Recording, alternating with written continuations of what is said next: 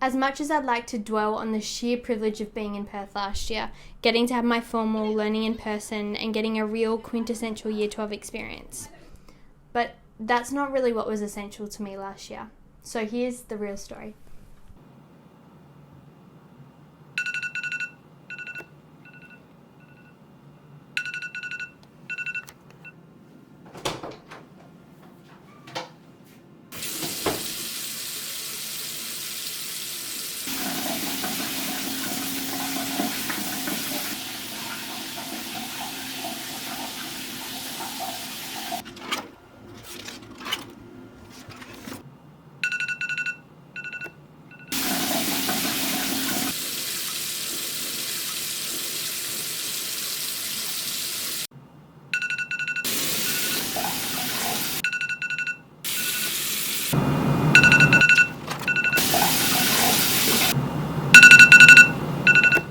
At this point, you're probably guessing it was about a score, but it wasn't really at all.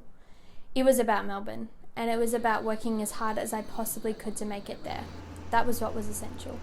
You see, I like to think about Perth as being a fishbowl, or at least that's how it felt to me. And the only thing essential to a fish in a fishbowl is to keep swimming forward. So swim I did.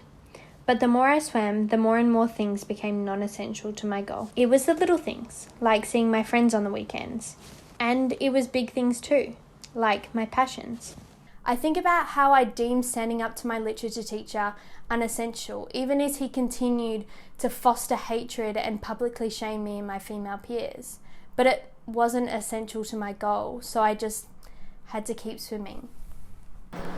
And theoretically, this is the point in the story where the protagonist burns out, where the desperate try-hard of a Year 12 student fails and ends up with nothing that they set out to get. You know, it's just part of their character arc. But I kind of just decided I wasn't going to let that happen. So then, one day, I got out of the fishbowl. And maybe Melbourne is just a bigger fishbowl than what I'm used to. But every night, I sit on my bed and I look out the window at the sparkling lights of the city and think, wow, I actually made it.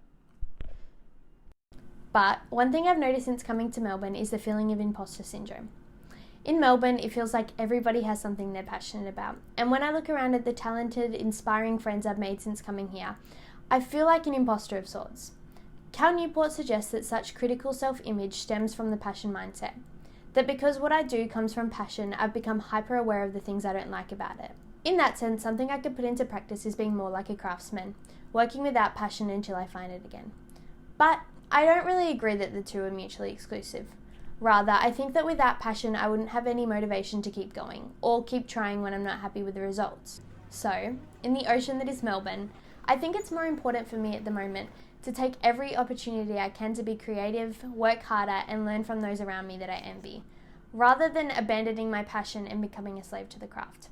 Something I noticed over this process of documentary making was something reinforced by both Liam and Heather last week. One of the worst ways to make media is to shoot the crap out of footage without planning. I really noticed this when trying to put together this week's class project. I struggled to find footage that was usable and tie together a strong narrative. Another thing that I noticed is that it's really important to tell our own stories, to make what we know. This approach, in my opinion, not only produces more powerful media, I think it can also be really healing, and I felt that with the work I did for the first prompt this week.